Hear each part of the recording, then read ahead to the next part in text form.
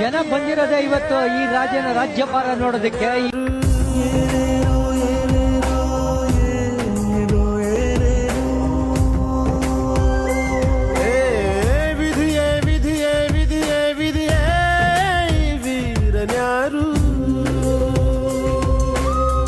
ಒಂದೂರಿನಲ್ಲಿ ಒಬ್ಬ ಪರಾಕ್ರಮಿ ರಾಜ ಇದ್ದ.